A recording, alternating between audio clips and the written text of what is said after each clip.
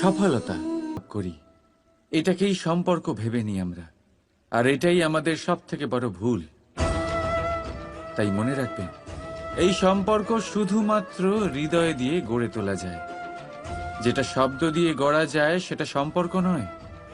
আর তাতে আক্রোশ শুধুমাত্র শব্দের মধ্যে থাকা উচিত, হৃদয় নয়। তাই শব্দ দিয়ে নয়, হৃদয় দিয়ে অন্তর থেকে ভালোবাসুন আর তাকে গড়ে তুলুন। আর আমার সাথে বলুন, রাধা রাধা। ভুল, সংসারে এরকম কেউ নেই যে কোনোদিন কোনো ভুল করেনি। ভুল হয় এই জন্য যাতে আমরা সেই ভুল করি, সেই ভুল থেকে শিখি আর জীবনে অগ্রসর হই। কিন্তু সেই ব্যক্তি তার ভুল থেকে কখনোই শিক্ষা পাবেন না যিনি তার ভুলকে স্বীকার করতে শেখেননি। মানুষ অনেক সময় নিজের ভুলকে স্বীকার করতে পারে না, সেটা করতে ভয় পায়, এটা ভেবে যে যদি সে ভুল স্বীকার করে নেয় তাহলে তাকে সকলের সমক্ষে লজ্জিত হতে হবে। সে জানে যে সে কোথাও না কোথাও অবশ্যই ভুল করেছে, কিন্তু তার দম্ভ তাকে এটা স্বীকার করতেই দেয় না। এবার সেই ভুল না প্রমাণিত হয়ে যায়, তার জন্য সে আরো ভুল করতে থাকে। আর শেষ অবধি তার হাতে কিছুই থাকে না, তার হাত খালি হয়ে যায়। সেই জন্য জীবনে যদি আপনি কোনো ভুল করে থাকেন, সেটা স্বীকার করতে কখনোই দেরি করবেন না। এটা যেন না হয় যে আপনার এই দম্ভ আপনাকে সেই পথে এত এগিয়ে নিয়ে যায় যে পুনরায় ফিরে আসাটা অত্যন্ত কঠিন হয়ে যায়। রাধা রাধা। কিছুই না, আপনার বশে আপনার জীবনের সেই মুহূর্তই আছে যা আপনার হাতে আছে, অন্য কিছুই নয়। আপনার হাতে আছে আপনার কর্ম। যে জীবনে দুর্ভাগ্যে হতাশ হয় না, যে অসফলতার জন্য ভেঙে পড়ে না, সেই এই জীবনে বিজয়ী হয়। বলুন, যখন আপনার জীবনে কিছুই ছিল না, কি করেছিলেন? পরিশ্রম করেছিলেন, লড়াই করেছিলেন, আর সেই সব কিছু পেয়েছেন যা পেতে চেয়েছিলেন। তাহলে আজ সব পাওয়ার পর ভয় কিসের? সেই সব জিনিস কি আপনাকে পরিশ্রম করার থেকে আটকায়? না। সেই জন্য নিজের হাতের রেখায় কখনো নিজের পথ খুঁজবেন না, কারণ এই সংসারে যাদের হাতই নেই তারাও নিশ্চিতভাবে তাদের নিজের পথ নিজেই বানিয়ে নেয়। তাহলে আপনার কি নিয়ে চিন্তা? রাধা রাধা। লোকে বলে মানুষ নিজের ভবিষ্যৎ জন্ম থেকেই লিখিয়ে আনে, অর্থাৎ এখানে এই কপালে। ভাগ্য দেবতা আমাদের সমস্ত উত্থান, সমস্ত পতনের হিসেব সবটা লিখে দেন। কিন্তু কপালে কেন, পায়ে নয় কেন? যদি পায়ে লেখা হয় তাহলে আমরা পড়তে পারবো, যদি কপালে লেখা হয় আমরা ছাড়া বাকি সবাই পড়তে পারবে। এবারে আমাদের কপাল এখানে তাই প্রতিফলিত হয় যা আমাদের মস্তিষ্কে আছে, আর মস্তিষ্কে থাকে আমাদের ভাবনা। তাই এই ভাবনার ধনাত্মক হওয়া অত্যন্ত জরুরি। এতে বিকাশের জন্য স্থান রাখুন, এতে সবাইকে একসাথে নিয়ে চলার ভাবনা রাখুন। আর বিশ্বাস করুন, আপনার মস্তিষ্কের এই ভাবনা সাফল্য রূপে আপনার কপালে অবশ্যই লিখিত হবে, কারণ আপনার ভাবনাই সত্য হয়ে আপনার জীবনে আসে। রাধা। আর তারপরে আপনি যতই তার কাছে ক্ষমা চান না কেন, কিন্তু তাও তার সেই ঘা পূরণ হয় না। আপনার বলা সেই কথা, সেই কঠোর চিহ্ন ওই ব্যক্তির মনের দেওয়ালে খোদাই হয়ে থাকে। সেই জন্য আমি সব সময় বলি, এই শব্দের শক্তিকে আপনারা বুঝুন, এর মাহাত্ম্যকে বুঝুন। এই শব্দ ব্রহ্ম, কারণ যেভাবে আপনাকে এই শব্দ বিজয়ী করে তোলে, সেইভাবেই এই শব্দ আপনার ব্যাকুলতার কারণে, আপনার বাচনভঙ্গির কারণে, আপনার অতি উৎসাহের কারণে আপনাকে বিপরীত প্রহারও করতে পারে, যতই আপনার মন সুন্দর ও মধুর হোক না কেন। রাধা রাধা। আসুন আজকে আমরা কথা বলি ভাষার বিষয়ে। এই ভাষা কত অদ্ভুত এক শক্তি, কিন্তু কখনো কখনো আমরা এই তর্কে লিপ্ত হয়ে যাই যে কোন ভাষা সর্বশ্রেষ্ঠ। কখনো কখনো এই সমস্যায় আটকে পড়ি, যখন সামনের জনের ভাষা ভিন্ন আর আমাদের ভিন্ন, না আমরা তার কথা বুঝতে পারি না সে আমাদের। আচ্ছা ঠিক আছে, কিন্তু কেউ আমাকে এটার মানে স্পষ্ট করে বোঝান। সূর্যমুখী, সূর্যের কিরণের কোন ভাষা সে বুঝতে পারে যে সূর্য ওঠার সাথে সাথে সেও ফুটে ওঠে? চকর, চকরের কাছে এমন কোন ইন্দ্রিয় আছে যে সে চাঁদের শীতলতা অনুভব করতে পারে? গরু এমন কোন সঙ্গীত শিখেছে যে আমার বাঁশির সুর শুনে তারা নিজেই চলে আসে? এই সব, এই পুরো সংসার, এই ব্রহ্মাণ্ড শুধুমাত্র একটা ভাষা বোঝে, প্রেমের ভাষা। না কোনো শব্দ, না কোনো বাণী, শুধু অনুভূতি। এই প্রেমের ভাষা সংসারের সব থেকে বড় ভাষা, যেটা আপনি নিজেও বুঝতে পারেন, আবার অন্যদেরকেও বোঝাতে পারেন। রাধা রাধা।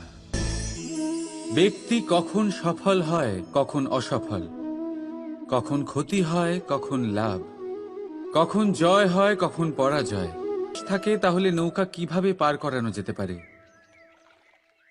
কিন্তু যদি আমি আপনাকে আসল সত্যি বলি, তাহলে অসফলতার কারণ পরিস্থিতি নয়, সেই পরিস্থিতিকে স্বীকার করে নেওয়া। প্রত্যেকের জীবনে এরকম সময়ে অবশ্যই আসে যখন আমরা চাইলেও পরিস্থিতিকে পাল্টাতে পারি না।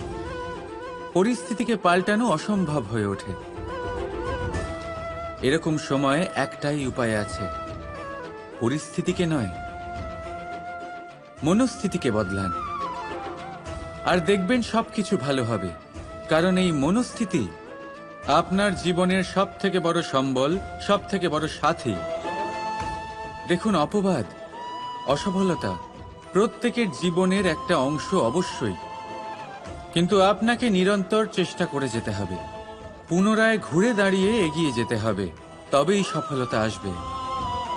যদি এতই সহজ হতো সফল হওয়া, তাহলে সবাই সফল হতো, তাই তো?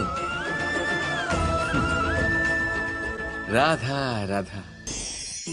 আমরা সকলে পরিশ্রম করি আর তার ফলও আমরা ভোগ করি, কিন্তু অনেক সময় এরকম হয় যে পরিশ্রম আমরা করি কিন্তু বাহবা অন্য কেউ পেয়ে যায় বা অন্য কেউ নিয়ে যায়। এবার এই সময় আমরা নিরাশ হয়ে পড়ি, হতাশ হয়ে পড়ি, তারপর কাজে আমাদের একটুও মন বসে না। আমরা আমাদের পূর্ণ যোগদান করা বন্ধই করে দিই। চিন্তা করতে থাকি যে পুনরায় যদি এরকম পরিশ্রম করি আর পুনরায় সেই পরিশ্রমের বাহবা অন্য কেউ নিয়ে যায়, তাহলে সেই পরিশ্রম করেই বা কি লাভ? আর তার পরিণাম, এই সংসার আপনাকে নিকৃষ্ট মনে করতে শুরু করে। এবার আপনি জিজ্ঞেস করবেন, এরকম সময় কি করা উচিত? আপনাকে একটা কথা বলে রাখি, যে যদি আপনি এই নিয়ে চিন্তাই না করেন যে আপনার পরিশ্রমের বাহবা অন্য কেউ পেয়ে যাবে, তাহলে আপনি এই সংসারে মহান থেকে মহানতর কাজ করতে পারবেন, প্রত্যেকবার নিজের থেকে ওপরে যেতে পারবেন। আর এই সিঁড়ি অনেক লম্বা। তাই মনে রাখবেন, যখন কোনো বাগানে ফুল ফোটে, তাহলে লোকে মালিকে বাহবা দেয়, কিন্তু যখন সুগন্ধ বেরোয় তখন লোকে মালিকে নয়, সেই ফুলকে মনে রাখে। সেই জন্য নির্বিকার হয়ে চেষ্টা করতে থাকুন, পরিশ্রম করতে থাকুন, আপনি বাহবা অবশ্যই পাবেন। যদিও বা আপনাকে বাহবা দিতে লোকে ভুলে যায়, এই প্রকৃতি কখনো ভুলবে না। রাধা রাধা। এই সংসারে সব থেকে বড় রোগ কোনটা? কেউ বলবে খিদে, কেউ বলবে বার্ধক্য, কেউ বলবে জ্বর আদি ইত্যাদি।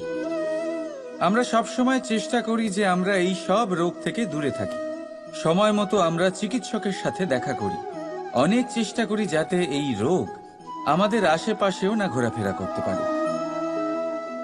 কিন্তু জগতের সব থেকে বড় রোগ সব সময় আমাদের সাথেই থাকে, আর এই রোগের নাম হলো ভয়। যে কোনো কিছুর ভয়। লোকে কি ভাববে এর ভয়। যদি আমি এটা করি তাহলে কি হবে এর ভয়। যদি আমি এটা না করি তাহলে কি হবে এর ভয় আদি ইত্যাদি। দেখতে গেলে প্রত্যেক মানুষের মনে একটা ভয় আছে যা তাকে কষ্ট দেয়। এবার এই ভয় কি করে? আপনার শক্তিকে, আপনার আত্মবিশ্বাসকে, আপনার ব্যক্তিত্বকে শেষ করে দেয়।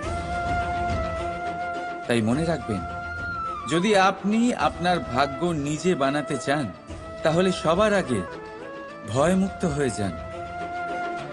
আপনি নিজেই দেখুন কি অদ্ভুত ব্যাপার এটা, যা এখনো ঘটেনি সেটা ভেবে এত ভয় পাই যে বর্তমানে নিজেদের কষ্ট দিই।